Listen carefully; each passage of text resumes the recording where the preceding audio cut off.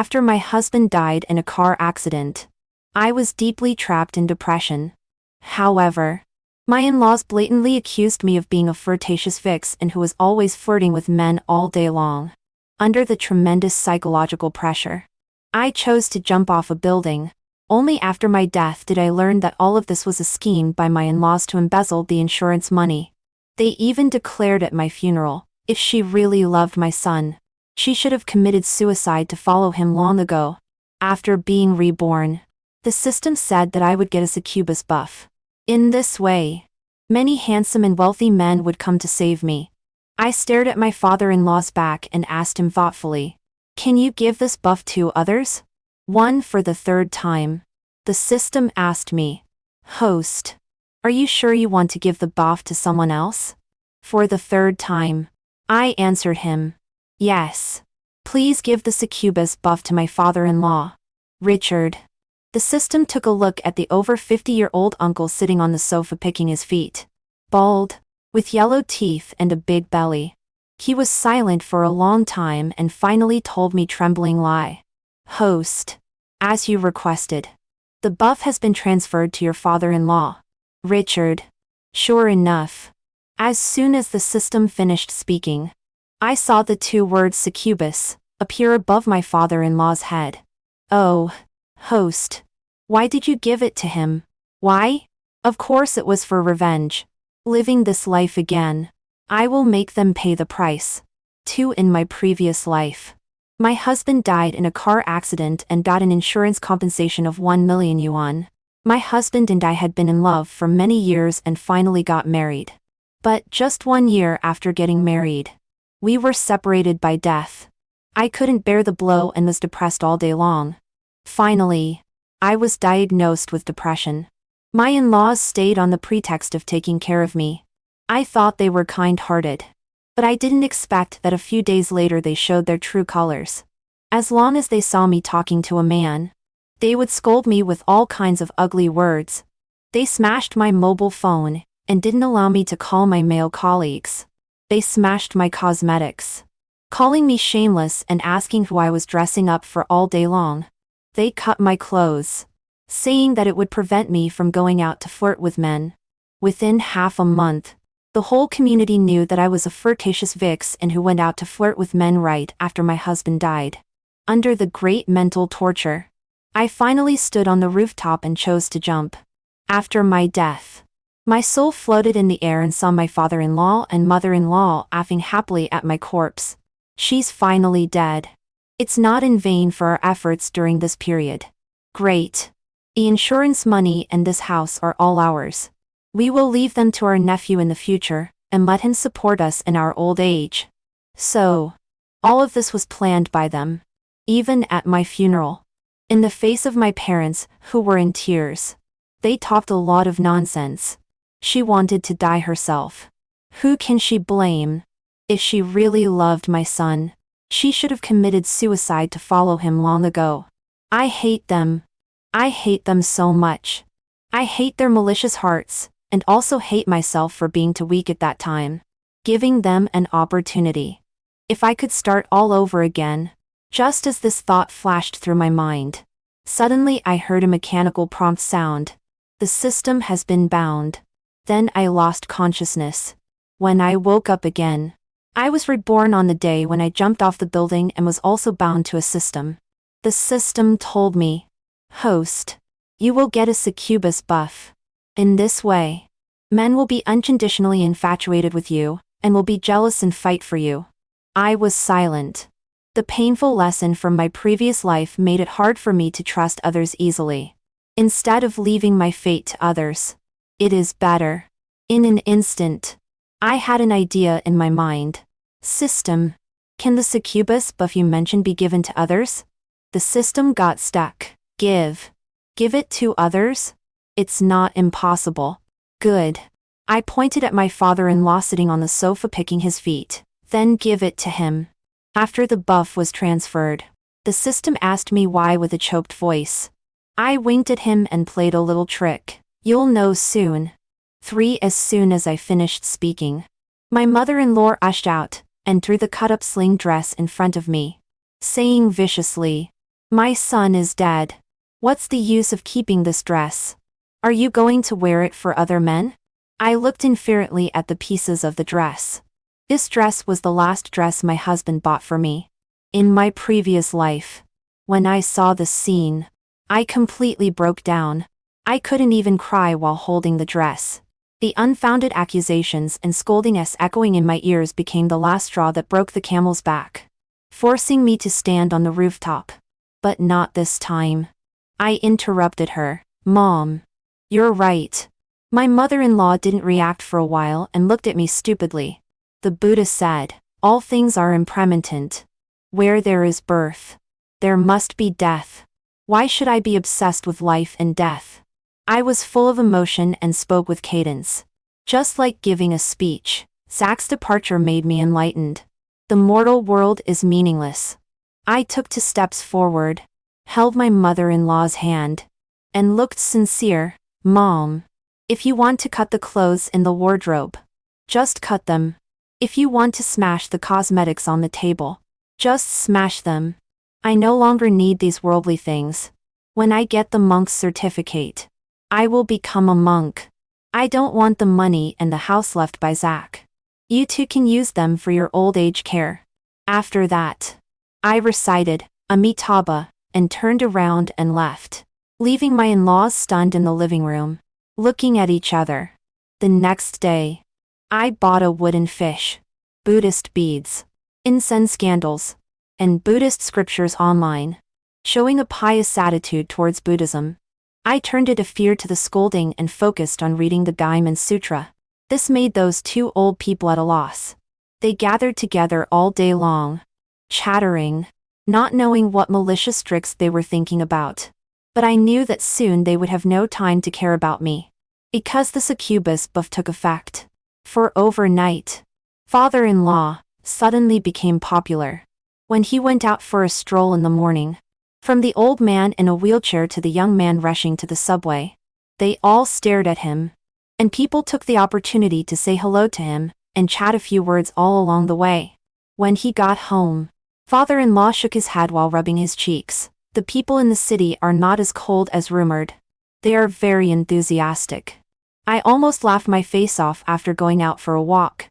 Mother-in-law gave him a sidelong glance. You're just being a nuisance. At your age, you still go out to show off. Richard, I warn you, if you dare to be improper with those sluts, I'll tear you apart. Father-in-law retorted unconvinced. Who are you slandering? All those who greeted me were men. On my conscience. I'll be a puppy if I lie to you. Just as he finished speaking, there was a knock on the door. It was Leo from next door. With an obsequious smile. Richard, I'm going fishing later. Do you want to come? Father-in-law's eyes lit up. Sure. But I don't have a fishing rod. I have one. You can use it as you like. Leo's expression was still a little shy. As long as you are willing to go. Father-in-law was just about to agree when a fat old man squeezed in through the crack of the door. That won't do. Richard, didn't you promise me to play chess with me this morning? Father-in-law hesitated a little. He seemed to have said it casually. But wasn't it just a polite remark? He didn't even know what the fat old man's name was. Leo was unhappy. Hey, Richard has already promised me. The fat old man also put on a straight face. Nonsense. Obviously, I was the first to make an appointment with Richard. As soon as they disagreed, they glared at each other and immediately started fighting. Fishing first. Chess first. Father-in-law quickly tried to stop the fight. Let's talk it over calmly. Well, let's go together.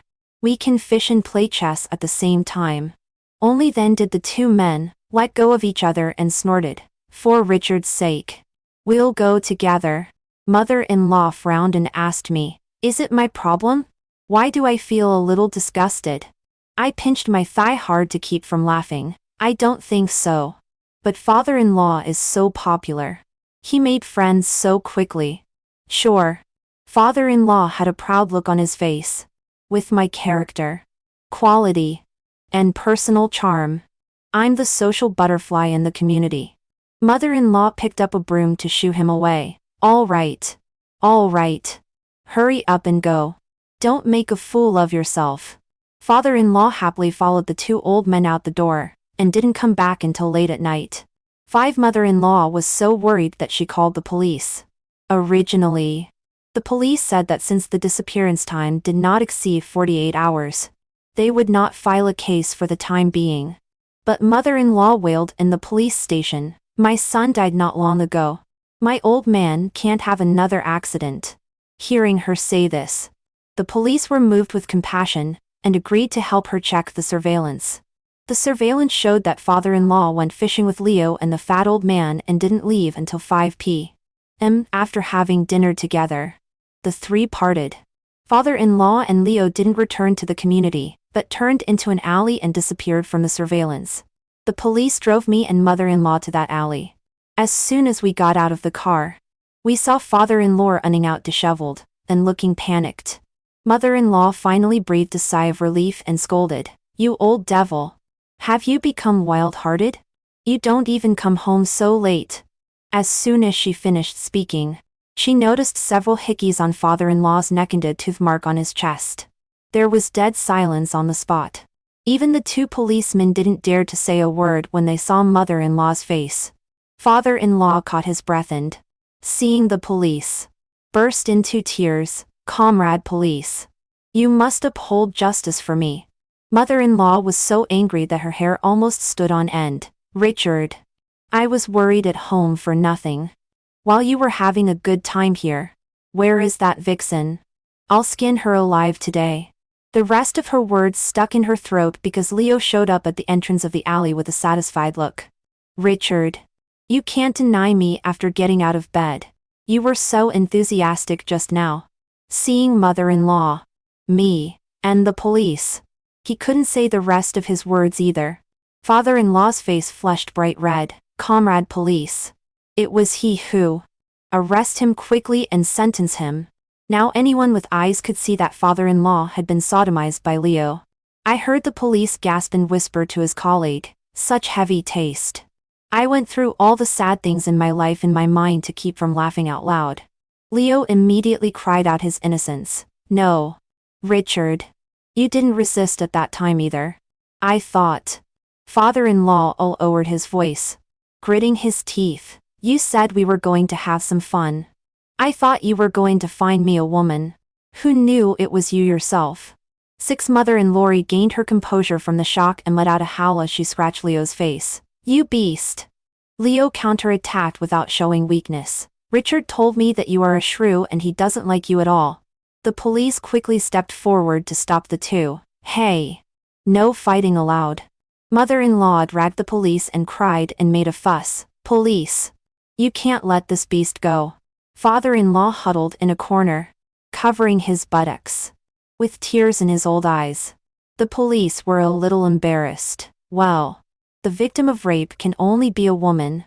For men, at most it can be sentenced as indecent assault. I noticed that these two policemen hardly looked at father-in-law and asked the system in confusion. It seems they are not affected by the buff. The system gossiped with great interest. Of course, the two of them are full of righteousness. The buff can only affect those who are lecherous in the first place. So that's how it is. The last bit of guilt in my heart disappeared. The crime of indecent assault can be sentenced to at most 5 years. I pretended to sigh. "And if this matter spreads, how can you two elders still live here?" Hearing this, Leo immediately said, "Hey, comrade police. This is not indecent assault." As soon as I touched him, he went limp. I didn't force him. The police took a look at the father-in-law and involuntarily showed a disgusted expression. "All right. Stop talking. We'll know after getting an injury examination." The father-in-law glanced at the mother-in-law guiltily. "Let's forget it. How shameful it would be if it got out." I exclaimed in my heart. Could it be that he really was willing? He can hardly be unwilling. The system's voice sounded very proud. The buff has already transformed his body. No matter how unwilling he is in his heart, he can't resist a man's touch. I couldn't help but shiver. Fortunately, I didn't accept this buff. The mother-in-law's face turned green, and then red. I didn't expect that she could still learn to change her complexion at this age. The police originally wanted to make big matters small and small matters nothing. So they took everyone to the police station to sit down and mediate. After a round of heated arguments, Leo compensated 50 yuan, and the matter was thus settled. When leaving, Leo said in a strange tone, "Richard, your one-night stand is quite expensive." The mother-in-law had a heart attack for a long time and pointed at the father-in-law while trembling. "Richard, your family must have done something evil to produce such a male vixen like you." Since then, the father-in-law had been behaved for a while. He stayed at home and refused to go anywhere, as if there were fierce monsters outside the door. But after only half a month, he couldn't sit still any longer and was thinking about going out all day long. The system said that this was a side effect of the buff.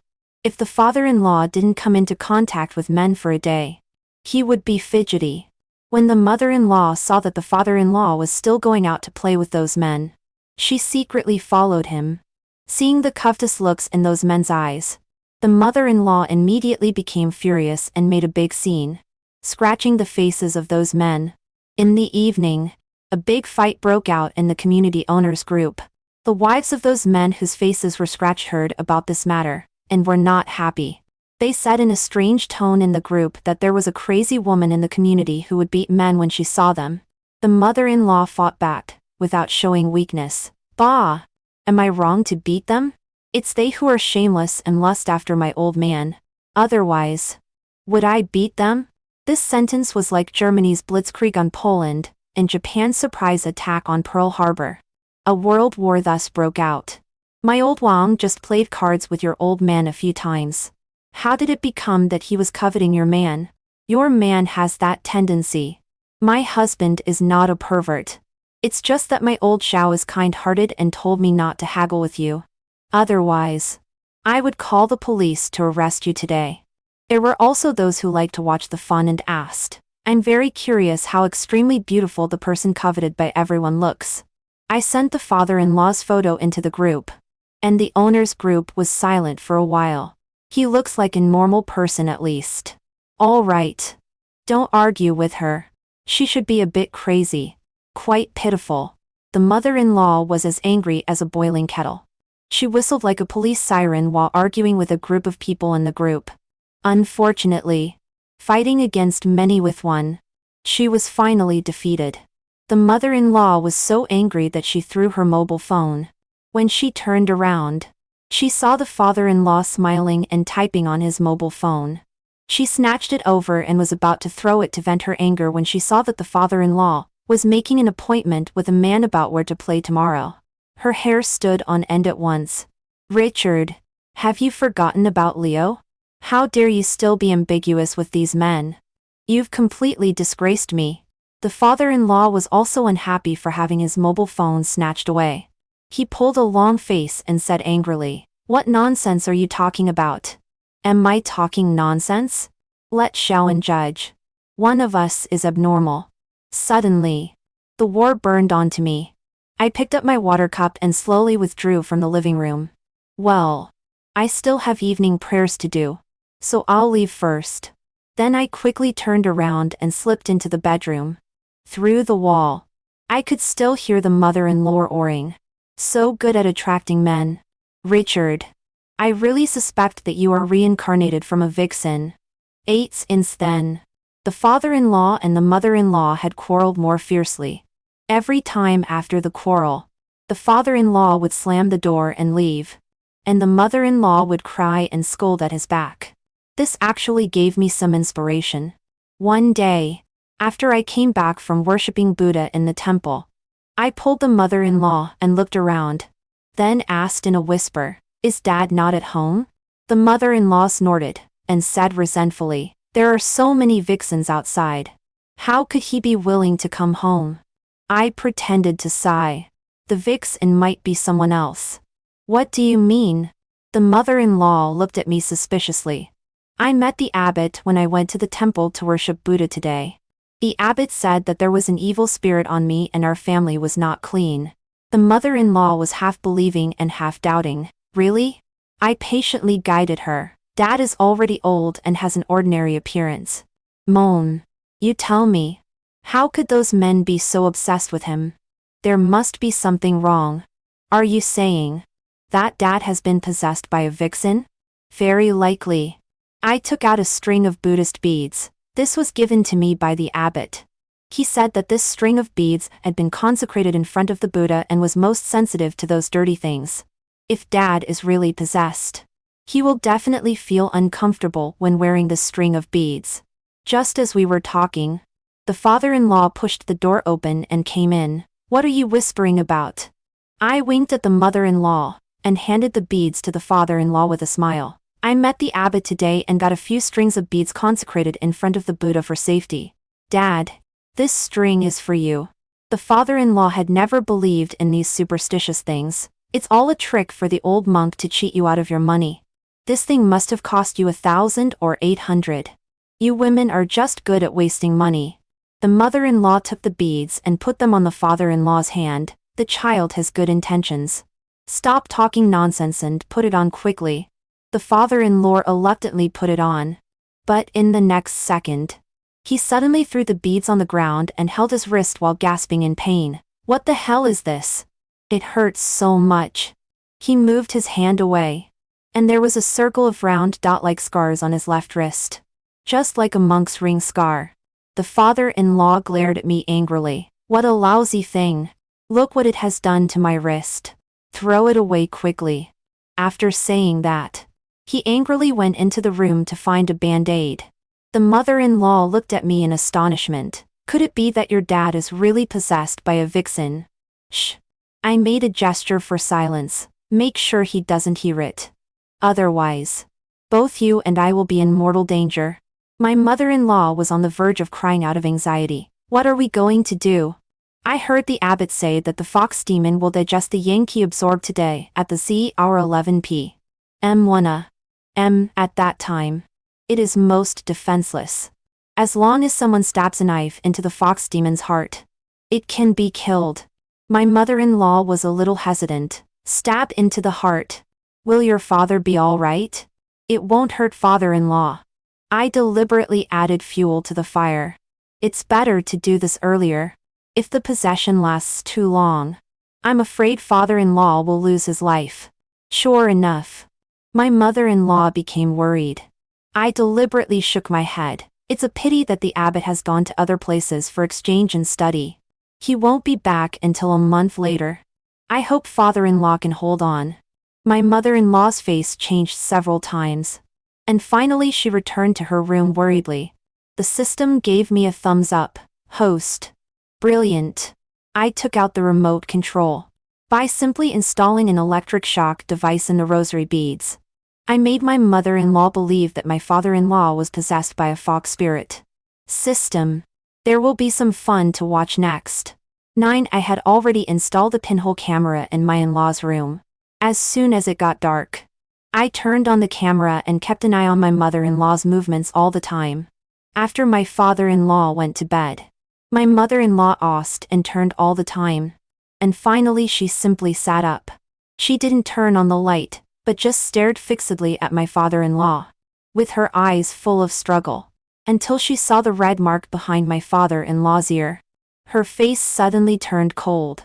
It was almost 12 o'clock at this time. I saw her get out of bed, open the door and go out. I quietly slipped to the door, opened a crack and looked outside. My mother-in-law went to the kitchen and took a knife, muttering to herself, "I'm doing this to get rid of the demon. Kill the fox spirit. Kill the fox spirit." Then, as if she had made up her mind, she pushed open the bedroom door. The next second, a shrill scream rang out in my father-in-law's room. "Ah, you're crazy." I put down my mobile phone and stretched. It was time for me to show up. I pretended to be awake and by the noise and rushed into my father-in-law's bedroom. "Dad." "What happened?" My father-in-law huddled in the corner in horror, his shoulders covered with blood. My mother-in-law was holding a knife with her back to me, repeating, "Kill the fox spirit. Kill the fox spirit." When my father-in-law saw me, he was like seeing a savior. "Xiao In, Call the police quickly. Your mother-in-law has gone mad. She's chopping me with a knife. My mother-in-law suddenly turned her head. Maybe she got splashed with blood when she cut my father-in-law. The bright red blood drops fell on the floor one by one along her jaw. Her eyes looking at me were calmly insane. Get out.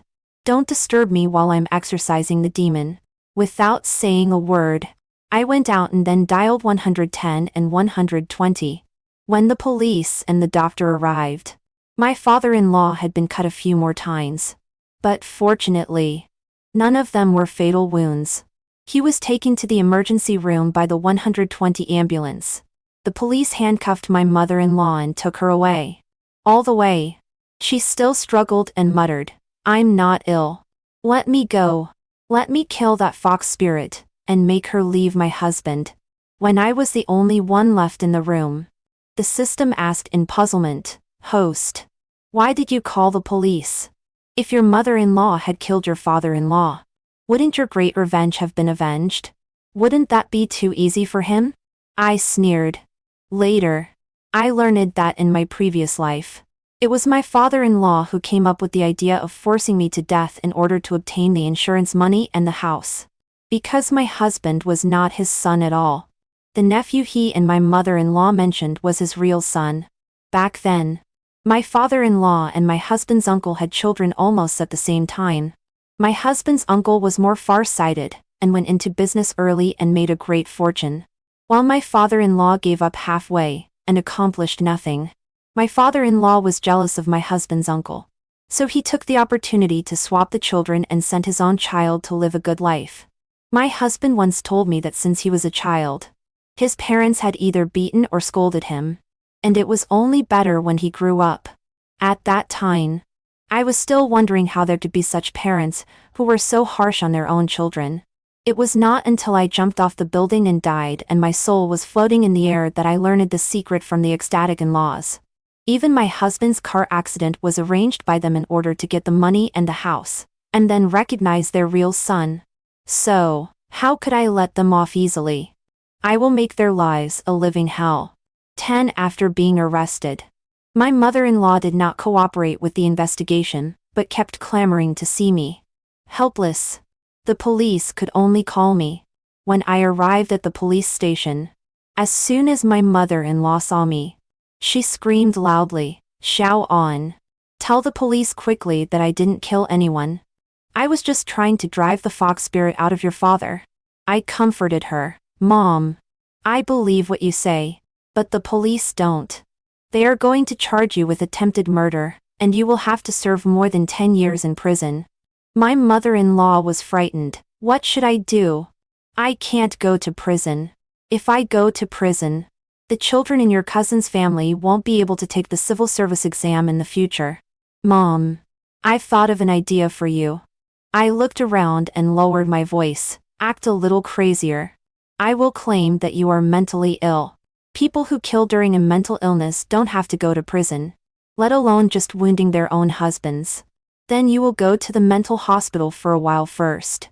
When the storm has passed, I will pick you up and take you home."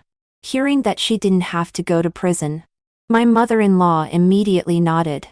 Good. Good. Good. In fact, without her acting a little crazier, just based on her performance last night, the police had already determined that she was not quite normal. I also asked a doctor to issue an appraisal report, so the police directly threw my mother-in-law into the mental hospital. On the day of admission, my mother-in-law held my hand reluctantly. "You must pick me up and take me home as soon as possible."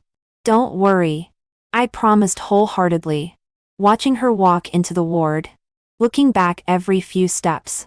"Rest assured, you will never be able to walk out of here again."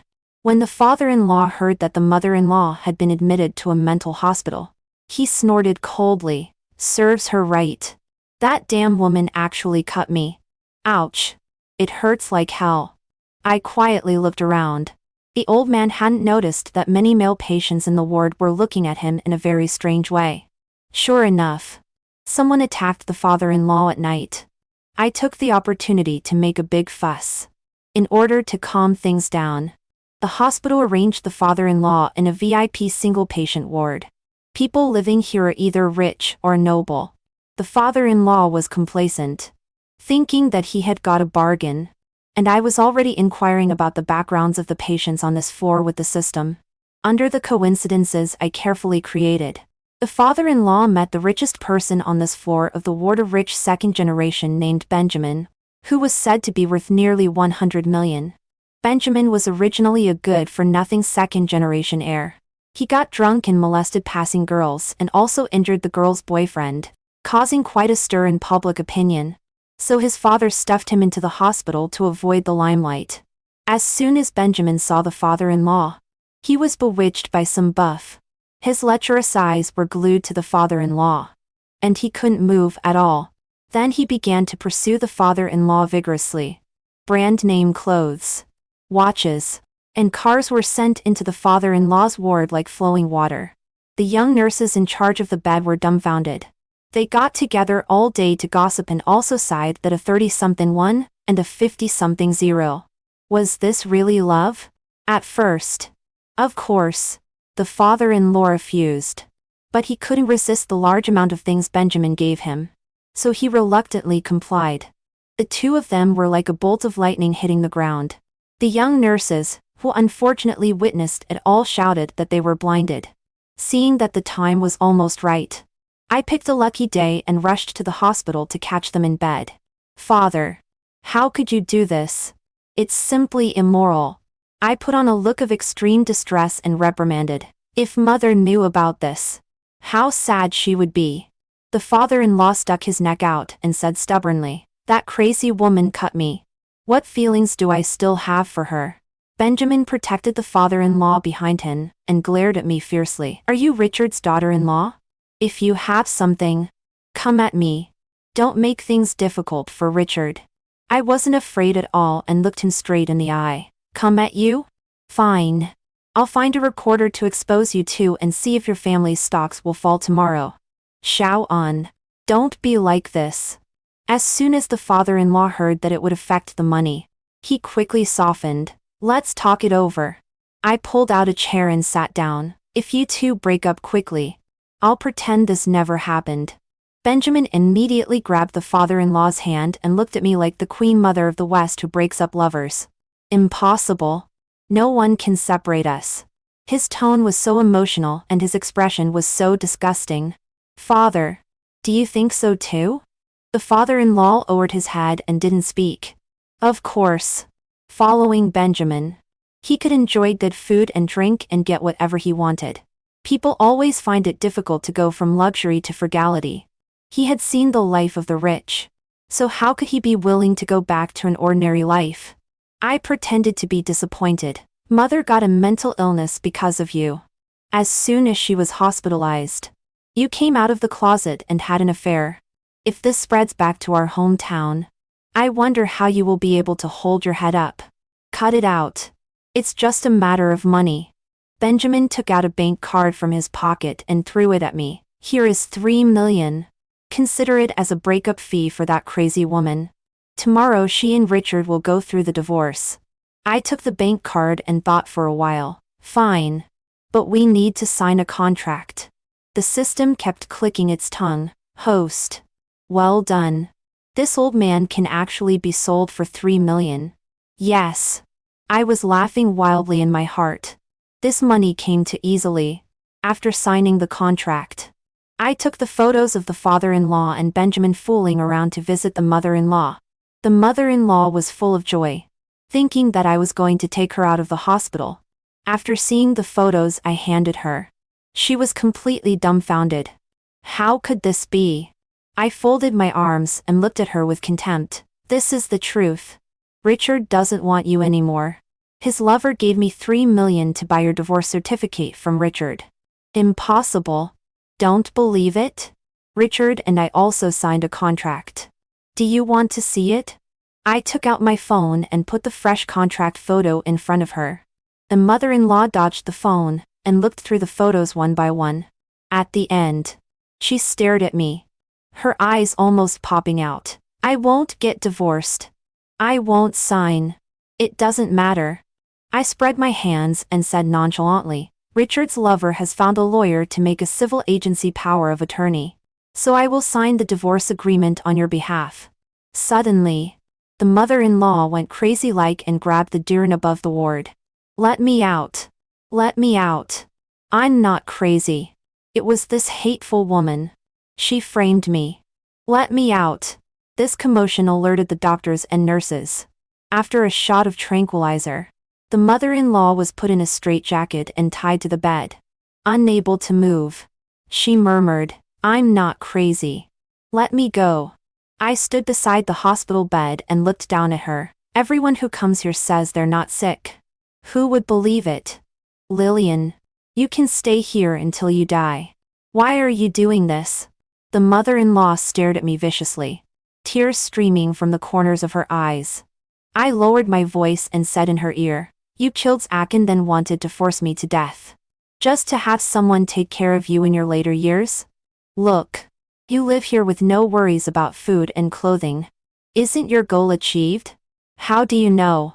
When the mother-in-law saw that her plot had been exposed, she trembled with fear. You're not Xiao-An. Who are you? Who am I? I deliberately made a charming pose. Don't you still want to kill me? The mother-in-law was so frightened that her soul almost left her body. She shouted at the top of her lungs, Fox spirit. You're a fox spirit. Someone. There's a monster. Come and kill the monster. But even if she screamed at the top of her lungs, no one would believe her. It's so satisfying. Gradually going mad is the best punishment for her. 14 After a series of operations, father-in-law and mother-in-law divorced smoothly. Perhaps out of guilt, father-in-law gave up all his property, including my husband's insurance money and the house in his hometown. All these are mine now. After everything was settled, I told the system that I could give up the buff. Yes, the system secretly told me that actually I could give up the succubus buff at any time. Even if the current user of the buff was not me, I could still apply to give it up. It can be imagined that when father-in-law lost the succubus buff, all of a sudden, it is said that after Benjamin woke up and saw father-in-law lying in his arms, he was so disgusted that he didn't eat for 3 days. Immediately, he called the security guards to pack up father-in-law and throw him out of the villa. Father-in-law clung to the front of the villa and wept, Benjamin, you scumbag. You were the one who flirted with me first. Now I divorced for you. But you, well, you got tired of me and kicked me away. Are you even human? Benjamin was so ashamed that he wished he could kill himself by hitting his head against something. He kept muttering that he must have been possessed by an evil spirit to fall in love with this toad. He was afraid of losing face and that his neighbors would know that he had an affair with father-in-law. So he quickly called 110, saying that father-in-law was disturbing the residence and asking the police to arrest him. Seeing the police coming, father-in-law had to leave. Benjamin thought of the contract with me and thought that I had conspired with father-in-law to cheat him out of his money. He called me and threatened to get back the 3 million yuan. I curled my lips with a cold smile. Benjamin, this contract was signed between me and Richard. This 3 million yuan is the divorce compensation he gave to my mother-in-law. It has nothing to do with you.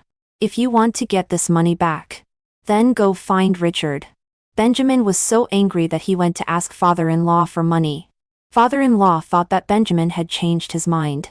As soon as they met, he wanted to snuggle into Benjamin's arms, which scared Benjamin so much that he ran away in a hurry.